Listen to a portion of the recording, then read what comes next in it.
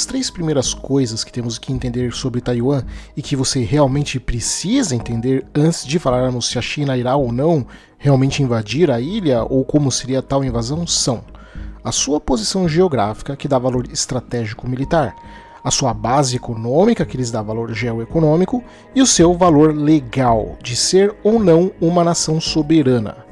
Em termos geoestratégicos, Taiwan é um país no leste asiático fazendo fronteira marítima com a República Popular da China a noroeste, através do Estreito de Taiwan, em frente à importante província de Fujian.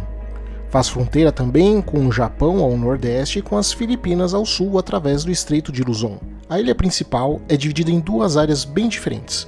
Enquanto os 2 terços orientais são montanhosos, a parte ocidental da ilha é plana, onde ficam as maiores cidades e a maior parte da população taiwanesa, e que fica também de frente para o litoral da China continental. Essa posição de Taiwan coloca a ilha diretamente em frente ao estômago, entre aspas, do chamado núcleo geopolítico chinês, o núcleo Han, que é a parte mais importante e vital da civilização chinesa em mais de 2000 anos de história. Essa ambivalência pode ser apresentada a partir de 2 pressupostos. Um deles é o fato de que a ilha de Taiwan, por estar fora do controle do Partido Comunista Chinês, é a sua maior vulnerabilidade e insegurança da China, pois forças hostis, a partir daqui, conseguiriam atingir diretamente a parte administrativa e produtiva da China continental. Ou seja, Taiwan seria como uma espécie de porta-aviões impossível de ser afundado. Mesmo consolidando uma marinha poderosa, a China sempre teria um punhal apontado diretamente para sua barriga, limitando qualquer condução de suas ambições navais. E a outra ambivalência é que o controle de Taiwan, por sua vez, significaria uma defesa formidável para a China continental, porque a partir da ilha de Hainan, pegando Taiwan e a Península Coreana, a China garantiria um arco protetor sobre todo o seu núcleo geopolítico. No caso coreano, a China não apenas impediria a Coreia do Norte de se envolver potencialmente contra ela, mas também a própria Coreia do Sul, que evita se indispor diretamente contra a China por vários motivos. Além disso, Taiwan, com sua parte oriental montanhosa e a parte ocidental plana, seria uma formidável defesa natural, dificultando incursões hostis vindas do Oceano Pacífico. E para os Estados Unidos, por sua vez, uma Taiwan fora de seu controle, ficando sob a órbita de Pequim, representaria um risco considerável na manutenção dos seus interesses no Sudeste Asiático, limitando a sua cooperação com Filipinas, Malásia e Indonésia, países com políticas internas instáveis. O segundo aspecto é o seu vital papel na economia global, sendo responsável pela vasta maior parte da produção de semicondutores do planeta. A sua perda poderia abalar diretamente o mercado global, porque simplesmente tudo que é eletrônico iria sentir os efeitos disso. Se a TSMC, que é a principal empresa desse ramo, fosse destruída em caso de conflito, a cadeia comercial global seria atingida. A produção de chips seria seriamente danificada por vários e vários anos, com consequências econômicas catastróficas. Não à toa, a própria TSMC tem buscado ampliar a sua produção em outros países, como Estados Unidos, Alemanha e Japão. Mas com exceção do caso japonês, isso dificilmente vai ser visto até o fim dessa década. E outra coisa importante é que devemos ter em mente que esse conflito teria efeitos globais, mesmo sem falarmos da produção de chips. Porque se traçarmos uma linha conectando desde o Vietnã, passando pela China e Taiwan, indo em direção ao Japão e terminando na Península Coreana, estamos falando de cerca de 40% da produção industrial mundial, sendo que a vasta maior parte disso é transportada por mar, e uma interrupção militar na cadeia logística marítima nessa região afetaria enormemente a economia global, além do que, a partir de Taiwan, metade de toda a população mundial está ao alcance aéreo em no máximo 6 horas. Então entenda que são números grandes que evidenciam a proporção e os efeitos de um eventual conflito entre China e Taiwan. Isso seria sentido no mundo inteiro, inclusive no Brasil. Iríamos sentir falta de muitos produtos industriais e talvez ficasse mais difícil abastecer a China com as nossas exportações alimentares, uma vez que os navios teriam que percorrer uma zona de guerra, e a China é o principal comprador dos nossos commodities. O terceiro aspecto é o legal. E aqui eu vou ser bem taxativo, porque em geral as pessoas que apoiam uma Taiwan contra a China fazem isso, na maioria dos casos, por serem anti-chineses, enquanto que quem apoia a China geralmente o faz por ser anti-americano. Então, temos que definir, afinal de contas, Taiwan é ou não um país soberano. E aqui é que está a questão, porque para a China isso não seria apenas uma guerra contra um Estado soberano, mas sim uma espécie de guerra civil, porque o país, a China, entende que Taiwan é parte de seu território. E embora normalmente os aspectos legais no cenário internacional sejam pouco úteis para uma análise geopolítica, neste caso o argumento legal irá servir de pretexto, porque legalmente, pelas suas leis, a China se obriga a impedir por quaisquer meios necessários uma secessão taiwanesa ou uma declaração de independência. A lei chinesa basicamente diz que se Taiwan tentar afirmar a sua independência ou se as possibilidades de reunificação pacífica forem esgotadas, a China deverá empregar meios não pacíficos para proteger a sua soberania e garantir a sua integridade territorial. E antes que alguém critique a China dizendo que as leis chinesas não podem ser aplicadas, o fato é que Taiwan não é considerada sequer um país pela maior parte do mundo, com apenas alguns poucos países reconhecendo Taiwan como um estado separado. Então, comparar Taiwan com a Ucrânia do ponto de vista legal não terá sentido. A maior parte dos países também reconheceria esse conflito como sendo um assunto interno chinês e possivelmente não aplicariam punições à ilha. Até porque, diferente da Ucrânia, Taiwan nem mesmo é membro das Nações Unidas. E isso inclui, inclusive, os Estados Unidos, que formalmente reconhece a China continental como sendo a China de verdade, a China de fato, e Taiwan como sendo parte dela. E, embora existam acordos assinados entre Taiwan e os Estados Unidos, nenhum deles afirma explicitamente que os americanos irão lutar por Taiwan. O máximo que os acordos dizem é que os Estados Unidos ajudariam Taiwan militarmente com treinamento e venda de armas. E o Japão, apesar de toda a retórica dura a favor de Taiwan, legalmente falando, desde 1972, também reconhecem Taiwan como sendo parte da República Popular da China, ou seja, a China continental. E o que isso significa? Porque de um lado temos Japão e Estados Unidos falando que vão entrar numa guerra a favor de Taiwan, mas são palavras ao ar, não há nada escrito, apenas declarações de políticos. Mas do outro lado, temos documentos escritos, assinados em papel por esses dois países, garantindo que Taiwan é realmente parte da China. Bom, isso significa que se os Estados Unidos se sentirem em posição de vantagem e com força o suficiente para entrar no conflito a favor de Taiwan, eles irão ignorar quaisquer acordos feitos com a China e vão entrar na guerra. Mas, e isso é muito importante você entender, se eles sentirem que não têm condições ou que seriam derrotados, então eles vão usar esses acordos assinados como a desculpa para não entrarem numa guerra. Em resumo, tudo vai depender do momento caso uma invasão chinesa de fato aconteça. E essa é uma ambiguidade útil para o momento, tanto para Washington como para Tóquio, porque se fala muito, mas sem dizer nada. O problema no caso taiwanês, se amparado na legalidade, é que isso pode abrir precedentes perturbadores no Ocidente ou colocar em contradição alguns discursos já feitos. Porque, em essência, o discurso de uma Taiwan livre contrapõe duas narrativas muito importantes. Afinal, o que é mais importante? A soberania dos povos em reclamar independência ou a soberania das nações em garantir a sua integridade territorial? Isso pode abrir precedentes legais, políticos e psicológicos em favor de regiões separatistas, como a Catalunha na Espanha, a Escócia na Grã-Bretanha, questões indígenas aqui no Brasil, ou no caso, no próprio conflito da Ucrânia, em favor de Donbás e Crimeia, que foram motivo da guerra envolvendo a Rússia e a Ucrânia. Por outro lado, o discurso de que não há legitimidade nesses movimentos populares e separatistas daria à China, então, essa legitimidade para atuar como bem entendesse em Taiwan e, em tese, impediria a intervenção de forças de fora nesse conflito. Então, a argumentação legal não deve ser usada em caso de conflito ou interpretada de forma estrita, pois poderia abrir uma caixa de Pandora que seria muito difícil de fechar depois. Mas, dito isto, então temos que considerar como seria uma invasão chinesa a Taiwan. E antes de vermos isso, não se esqueça de se inscrever no canal e de compartilhar o vídeo com todo mundo que você conhece. E considere a hipótese de virar membro. Você não só vai ter acesso antecipado de um mês aos vídeos do canal, como acesso exclusivo aos conteúdos fechados para os membros. Além do que, dependendo da sua categoria, poderá votar nos próximos vídeos do canal e ter o seu nome aparecendo nos créditos ao final de cada vídeo. O valor é pequeno e garante que o canal Geopolítica Mundial continue vivo trazendo conteúdo para vocês. Mas voltando a Taiwan, aqui nós temos uma diferença que é enormemente a favor da China, quando comparada com a questão na Ucrânia envolvendo a Rússia. A diferença de forças regulares, ou seja, forças armadas convencionais, como exército, marinha e aeronáutica, entre Rússia e Ucrânia, eram grandes, mas aqui entre taiwaneses e chineses são enormes.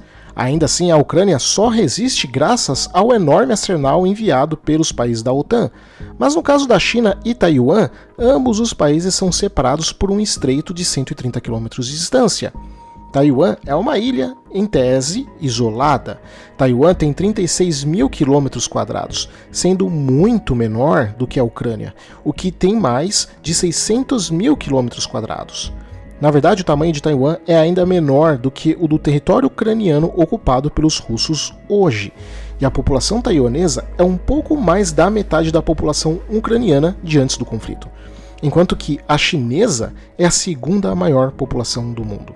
Provavelmente as forças chinesas iriam se concentrar em 4 imperativos principais em caso de um conflito com Taiwan. O primeiro, garantir o isolamento de Taiwan, utilizando sua armada para isolar os taiwaneses que, diferentemente da Ucrânia, por ser uma ilha, não seria facilmente abastecida com armas adicionais. O segundo, de fortificar o controle das ilhas artificiais que ela veio criando nas últimas décadas, porque isso poderia servir para garantir que o Estreito de Malaca não seja bloqueado pelos Estados Unidos, um estreito que passa a maior parte dos navios que abastecem a China, e também usando essas ilhas para bloquear o Mar de Sulu, a partir da ilha de Palawan, entre Malásia e Filipinas, e o Estreito de Luzon, entre Taiwan e Filipinas, para assegurar o controle sobre a região e evitar que forças inimigas venham a partir da Austrália até aqui. O terceiro é a preocupação com o Japão, porque caso os Estados Unidos decidam entrar no conflito, eles provavelmente usariam as suas bases em território japonês, o que obrigaria a China a ter que atacar essas instalações, puxando então o próprio Japão para a guerra. E embora a marinha chinesa seja a segunda maior marinha do mundo tecnologicamente e em capacidade técnica, a marinha japonesa pode ser considerada uma força aeronaval, ou seja, de capacidade aérea combinada com naval, superior, o que torna o Japão uma marinha extremamente poderosa, embora menor em volume. Assim, assegurar que o Japão não entre ou emperre possíveis envolvimentos japoneses será muito importante. E quarto, vigiar a fronteira com a Índia, porque documentos chineses indicam a preocupação de Pequim com uma possível tentativa indiana de aproveitar a situação para atacar partes do Tibete, especialmente na área da Caxemira. E para isso, os chineses contam com seu principal aliado, o Paquistão, para desestimular qualquer aventura indiana. O primeiro problema para a China é óbvio: como colocar as suas tropas através do Estreito de Taiwan dentro da ilha e ainda abastecê-los.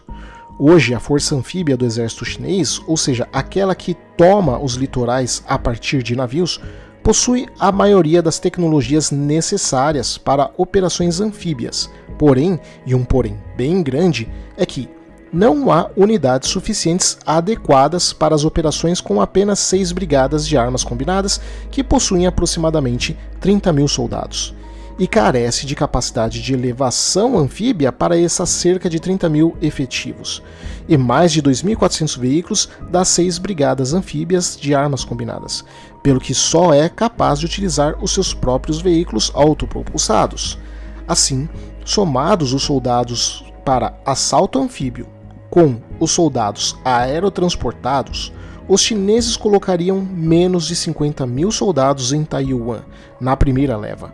A partir daí, as forças chinesas teriam que manter esses soldados abastecidos com munição, repor feridos e mortos e mandar equipamentos básicos para garantir que esse efetivo permanecesse em combate. E é claro, isso considerando que os taiwaneses ainda estariam tentando afundar as embarcações e derrubar os veículos aéreos chineses. A China tem uma marinha muito forte, sem dúvidas, mas colocar tropas nas praias a partir de navios exige navios específicos, bem como o número de helicópteros e aviões que levem soldados aerotransportados.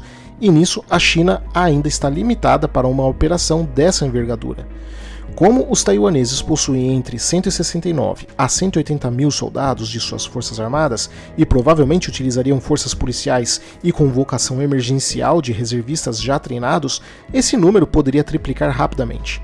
As forças chinesas em solo taiwanês correriam um sério risco de acabarem ficando isoladas. E há ainda dois outros problemas. Apesar da área plana ficar de frente para o litoral chinês, onde ficam as cidades, a quase que totalidade do terreno litorâneo aqui é inadequado para veículos pesados que provavelmente acabariam ficando atolados. E como há poucos pontos de acesso, esse enforcamento acabaria sendo o foco das forças de defesa taiwanesas. A alternativa seria dar a volta na ilha, atacando a partir da sua retaguarda, a partir da parte montanhosa, mas isso traz outro problema, que é o de ser uma área montanhosa e com muitas árvores, o que facilitaria a defesa de forças taiwanesas a partir daqui, sem falar da ampliação de horas adicionais para manter as tropas contornando a ilha. O outro problema se dá no fato de que Taiwan ocupa essas pequenas ilhas de Matsu, Penghu e Quemoy, que podem servir de plataforma de ataque antiaéreo e antinavio caso as forças armadas chinesas tentem se aproximar demais de Taiwan. Assim, você já deve ter observado que a tomada da ilha de Taiwan não vai ser fácil, mesmo para um país tão poderoso quanto a China. As forças chinesas terão que manter suas operações de ataques aéreos e artilharia naval no litoral para assegurar a destruição das tropas taiwanesas que estariam se posicionando para rechaçar a esse eventual desembarque.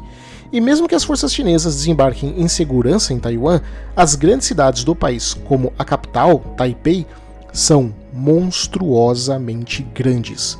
Algo que eu comentei várias vezes aqui no canal, mesmo antes da guerra na Ucrânia, é que conflitos em áreas urbanas são literalmente um inferno, e que são cenários que desestimulam a agressão por parte de forças invasoras. E isso foi observado e confirmado na invasão russa na Ucrânia. As cidades têm sido evitadas ao máximo, com as tropas russas entrando nos perímetros urbanos apenas quando essas regiões têm um valor estratégico e não há melhores opções. Mesmo assim, elas têm sido um pesadelo operacional, algo que sabemos desde Stalingrado na Segunda Guerra Mundial, mas que foi reforçado e aprimorado na Guerra Moderna, como visto nas batalhas de Fallujah no Iraque, Marawi nas Filipinas e, como disse mais recentemente, na Ucrânia. O problema é que nenhuma dessas cidades possuía nem de longe o tamanho do perímetro urbano de Taipei, com 2.600.000 pessoas. E ainda assim, apesar de terem sido cidades muito menores, já foram um verdadeiro pesadelo, sendo cidades com menos de 200.000 habitantes. Logo, uma operação nessas cidades taiwanesas, com vários milhões, seria algo extremamente difícil para os chineses. Então a questão aqui é bem diferente do conflito na Ucrânia, e os modelos de guerra que estamos vendo lá não podem ser aplicados de forma exata da mesma maneira aqui na Taiwan. Não haverá uma linha logística permanente em Taiwan como tem na Ucrânia.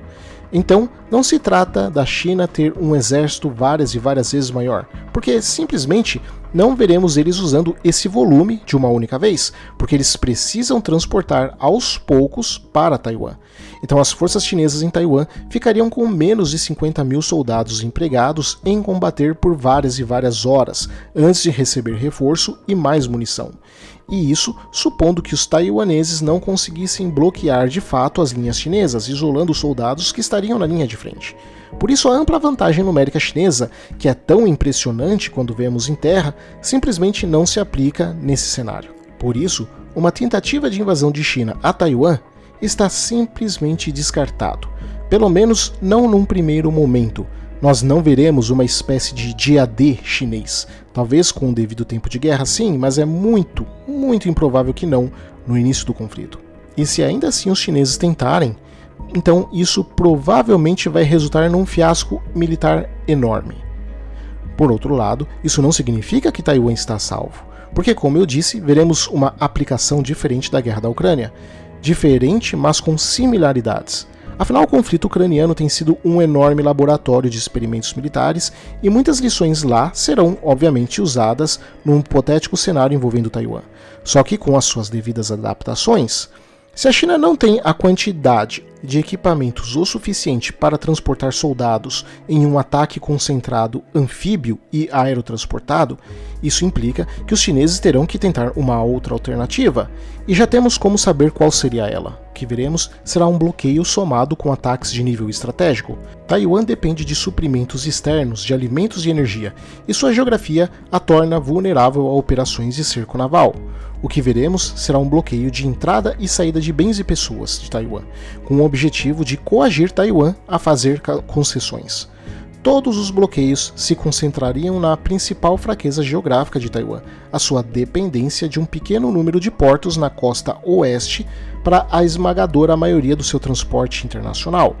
A opção mais possível, com base nos dados e informações que temos hoje, demonstra que a China, em uma primeira fase, iria afirmar controle sobre as fronteiras marítimas e aéreas de Taiwan, limitando suas operações à triagem e desvio de tráfego sensível, sem atacar a viabilidade econômica de Taiwan. Afinal, eles não querem arcar com os custos de ter que reconstruir Taiwan depois do conflito. Do ponto de vista da China, isso poderia ser visto como uma opção de menor risco para afirmar a sua soberania. Tal ação iria envolver a aposta de que os Estados Unidos não iriam intervir, pois caso contrário, daria ao adversário uma janela de tempo para preparar uma intervenção, reduzindo então a chance de sucesso. E caso ficasse claro que os Estados Unidos poderiam tentar intervir, fosse diretamente ou indiretamente, a China então iria escalar as apostas. Podemos ver, nesse sentido, os Estados Unidos enviando suprimentos e armas para Taiwan, tal como ele fez com a Ucrânia. Mas se lembre, a Ucrânia tinha ligação terrestre livre com os parceiros da OTAN. Taiwan, não. É uma ilha afastada e isolada, não é uma ilha grande, então um cerco não vai exigir tantos navios e possui poucos portos estratégicos para poder escoar a sua produção. Então, isolar ela é muito mais fácil do que isolar de forma marítima um outro país que fosse muito maior. Logo, o cenário, caso os Estados Unidos decidam desafiar a China, seria o equivalente ao bloqueio de Berlim em 1948, quando a capital alemã foi isolada por terra pela União Soviética e os Estados Unidos furaram esse bloqueio com o envio de uma enorme frota de aviões. Lá, tal como aqui, seria um desafio para verificar as motivações dos dois lados. A China, em vias de fato de abater aeronaves de qualquer país que tente entrar em Taiwan, e os Estados Unidos a mostrar que não se intimidam e estão à espera de um pretexto para entrar na guerra diretamente. Caso chegue nessa fase, veríamos isso através de aviões e não de navios, pois o envio de navios já significaria provavelmente um embate militar iminente. Contudo, a resposta chinesa pode não ser a de abater os aviões americanos. Eles têm uma alternativa. Eles podem destruir as pistas de pouso na ilha, impedindo que os aviões desçam, já que não são tantos alvos assim. Recentemente, a mídia tem mostrado que barcos civis chineses estariam sendo usados pelas forças armadas chinesas. Alguns analistas acham que isso seria justamente para aliviar a falta de navios para assaltos anfíbios. Contudo, a probabilidade maior, que me parece provável, é que estes barcos podem vir a servir como iscas ou suporte contra drones, uma vez que eles têm sido devastadores na guerra na Ucrânia devido à sua quantidade e preço. O uso de embarcações civis improvisadas seria uma resposta barata para os chineses se contraporem caso os taiwaneses usem drones ou mesmo para mísseis antinavios. Tal como existem fortes suspeitas de que os antigos caças J-7 chineses estariam sendo convertidos em drones para serem lançados contra as defesas antiaéreas de Taiwan para saturar as respostas defensivas da ilha. Os alvos principais em Taiwan seriam, obviamente, a infraestrutura militar estratégica, que iria priorizar a base aérea de Hualien, no oeste da ilha, onde se acreditam estar cerca de 60 caças F-16, a base aérea de Xingchuancan, no leste da ilha, onde se estima ter entre 50 a 70 caças FCK, a base aérea de Tainan, que abriga os esquadrões de caças FCK-1 e F-16, a base aérea de Chiayi, também com caças F-16 e helicópteros, inclusive o Black Hawk, a base aérea de Pingtung, onde estão os aviões de reconhecimento e transporte, além de servir de base para os drones aéreos, a base de Xinshu, onde estão os Mirage 2000 e que podemos ver nas imagens via satélite que ampliou a construção de uma área subterrânea ao norte da base desde abril de 2023, e Tsoying, que além de abrigar helicópteros, provavelmente tem os caças F-5 e o extremamente valioso o E-2 Hawkeye, para vigilância e coleta de inteligência. E ainda fica junto ao porto de Zoyin, que abriga a maior parte dos navios principais da marinha taiwanesa, como as fotos mostram vários de seus navios de guerra, incluindo que no dia 17 de fevereiro de 2024 esteve lá um navio de suprimentos da marinha australiana. Embora essa visita foi ocultada por parte do governo taiwanês, como também do governo australiano, então não sabemos o que esse navio foi fazer lá. E o principal aeroporto da ilha, a base aérea de Taoyuan, que apesar de civil, pode ser utilizado também para finalidades militares. Existem outras bases aéreas, obviamente, mas provavelmente estas que eu mencionei seriam as prioritárias, e em quase todas elas podemos ver que estão os caças taiwaneses em hangares camuflados, e a maior parte dessas bases aéreas possuem instalações subterrâneas para que protejam os aviões em casos de ataque, como por exemplo fica muito claro no caso dessa base aérea de Xiashan. Mas também teremos outros alvos estratégicos, como a estação de radar em Leshan, que é uma instalação crítica de radar que monitora o espaço aéreo ao redor de Taiwan usando o muito poderoso radar AN/FPS-115, que é um grande sistema de radar de tecnologia de estado sólido para detectar e rastrear mísseis balísticos lançados por submarinos e por solo. E é o único da ilha. A sua perda seria extremamente grave para os taiwaneses, deixando eles vulneráveis a ainda mais ataques balísticos. E além dessa instalação, que é praticamente insubstituível, Taiwan possui mais 12 instalações de radar, 5 dos quais são móveis, então podem ser facilmente movidos em caso de conflito. Mas é provável que hajam mais 3 instalações, que oficialmente são civis para serviços meteorológicos, mas movimentações militares entre 2022 e 2023 e vazamentos na internet indicam que pelo menos parte delas pode ter sido alterada para fins militares. Mas alguns outros alvos, notoriamente civis, como rodovias e pontes, também acabaram sendo atingidos, porque justamente estimando ataques nos locais que eu mencionei, os pilotos da Força Aérea Taiwanesa têm treinado decolagem e pouso em rodovias, sendo que possivelmente já foram construídos alguns bunkers com acesso direto às principais rodovias da ilha, e principalmente estações de energia para jogar a ilha no escuro. Com esse cenário de isolamento naval e destruição desses alvos estratégicos, haveria pouco que os taiwaneses poderiam fazer no restante da guerra, e pouco que poderia ser feito pelos seus aliados em sequer ajudá-los, sem precisar entrar na guerra diretamente contra a China. A vitória seria então uma questão de paciência, para que o governo taiwanês decida negociar. Mas então temos a pergunta mais importante: os Estados Unidos entrarão em guerra com a China por causa de Taiwan? Assim como estamos falando de geopolítica de verdade, temos que considerar a tríade economia, segurança e política. Pela ótica econômica, Taiwan está perdendo importância rapidamente e já seria eventualmente superada na parte de sua produção de semicondutores até o fim da década, pelo menos parcialmente. E considerando a já fragilizada economia global pós-Covid e pós-Ucrânia, um agravamento aqui seria desastroso para vários países no mundo, e mesmo a economia americana, que tem passado dificuldades, poderia ser pressionada a não entrar no conflito. Então, economicamente, Taiwan não valeria a pena, sendo já substituível. Do ponto de vista militar, porém, a situação é diferente.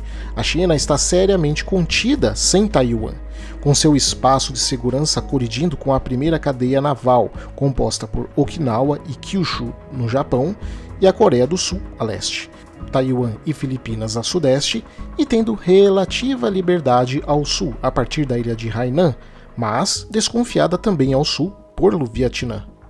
E isso é reforçado pela presença estratégica dos Estados Unidos numa segunda cadeia naval, a partir de Kanto, no Japão, até a valiosa Guam, no meio do Oceano Pacífico.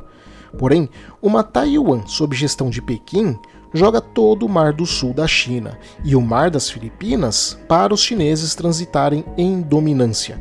A primeira cadeia naval assim estaria destruída, pois mesmo com a Coreia do Sul sendo mais alinhada aos Estados Unidos, ela tem que se preocupar com a Coreia do Norte. E eu recomendo a você ver este vídeo que eu estou colocando agora na tela, e que vou deixar nos comentários destacado e na descrição do vídeo, que a Coreia do Norte em minutos poderia devastar a Coreia do Sul em um nível épico. Então nem importaria muito se num contra-ataque os sul-coreanos iriam vencer, pois provavelmente até viriam, mas o objetivo de Seul é evitar que sequer aconteça uma guerra, porque seria devastador e jogaria provavelmente a península no zero por várias e várias décadas. Então, o objetivo é evitar o conflito e não remediar os estragos depois. E a segunda e terceira cadeia naval teriam poucas chances caso percam a primeira. E pela primeira vez desde 1945, o domínio dos Estados Unidos no Pacífico estaria de fato contestado. Então, esse valor estratégico obriga os americanos a entrarem na guerra. Porém, obrigar eles a entrarem na guerra é diferente de dar a eles as circunstâncias necessárias para poder vencer esta guerra, porque então temos o elemento político, e aqui na política a coisa fica mais confusa, porque temos então três tipos de aliados vitais, necessários para os Estados Unidos: aqueles que participariam de uma guerra com a China, aqueles que não participariam diretamente, mas cederiam seu território para servir de plataforma de ataque contra a China, e aqueles que não se envolveriam de nenhuma maneira, inclusive não permitindo ataques contra a China a partir do seu território. A doutrina do Departamento de Estado hoje dos Estados Unidos elenca 5 parceiros vitais para a condução de uma guerra dos Estados Unidos contra a China: Japão, Filipinas, Índia, Singapura e Indonésia. A Coreia do Sul, por estar com a restrição envolvendo a Coreia do Norte que eu acabei de mencionar, não é adicionada nessa equação americana, então Washington não considera o elemento sul-coreano. A Austrália, apesar de aliada certa e confirmada, está longe demais para servir como plataforma direta e basicamente será de pouca utilidade caso não se envolva a Indonésia também. E o Vietnã, apesar da enorme aproximação que vem acontecendo recentemente com os Estados Unidos, ainda está muito economicamente vinculado à China e não é acrescentado também nessa equação, porque ainda há desconfianças. As Filipinas, em um primeiro momento, não só são necessárias para poder fechar o acesso chinês ao leste do Pacífico, mas também para garantir que os Estados Unidos operem na região, podendo atingir diretamente a China e eventualmente dar apoio aos taiwaneses. O segundo é a Indonésia, bloqueando o acesso chinês ao Oceano Índico, que junto com as Filipinas e Singapura iriam estrangular todo o comércio naval chinês. E a Índia eventualmente pressionar a China a partir do seu flanco ocidental terrestre, o que poderia sobrecarregar as capacidades militares chinesas. O problema é que nenhum desses 4 apresentam disposição para se envolver diretamente ou sequer ceder o território para os Estados Unidos atacarem a China. As Filipinas temem se tornar alvos de bombardeios que atinjam a sua já empobrecida infraestrutura, além de ter um profundo vínculo econômico também com os chineses. A Indonésia tem ganho muito em sua aproximação com a China, mesmo relutante em entrar nos BRICS, por exemplo. Uma derrota chinesa poderia colocar os indonésios em uma crise econômica sem previsão de acabar. Singapura, tradicionalmente neutra, por outro lado, tem assumido posições mais fortes recentemente, embargando a Rússia, por exemplo. Mas a China é outra questão, então o envolvimento de Singapura é duvidoso. Eles não têm muita relação com os russos, mas têm uma relação enorme com os chineses, política, econômica e histórica, e o receio de que os chineses façam ameaças por Singapura bloquear o Estreito de Malaca. Sem falar que sem a China, o valioso Estreito de Malaca perderia um enorme ativo. E os indianos, caso tentem se envolver diretamente contra a China, teriam que acabar lidando também com os paquistaneses, os aliados de confiança dos chineses, e que também possuem armas nucleares. Além disso, a região do Himalaia impede grandes movimentações de tropas dos dois lados, a ponto de tornar possível uma campanha militar em larga escala por terra, o que significaria que os indianos teriam que recorrer mais de sua força aérea e força de foguetes, aspectos que esses são favoráveis aos chineses, que por controlarem o Tibete região sem alvos de grande valor estratégico, mas que faz fronteira justamente com o núcleo geopolítico indiano, colocaria os indianos em um conflito com um inimigo que poderia atingir facilmente o seu ponto vital, mas que eles, os indianos, causariam poucos danos aos chineses a partir daqui. Seria como uma luta onde um dos dois lados dá golpes na cabeça de um oponente, enquanto esse oponente só pode dar golpes nas mãos do outro lutador. E ainda há o detalhe de que, de novo, por controlarem o Tibete, os chineses controlam o fluxo de água potável que abastece os indianos, o que deixa Nova Delhi receosa de arriscar uma aventura pelos Estados Unidos, que, de acordo com a política externa indiana hoje, não é um parceiro de confiança.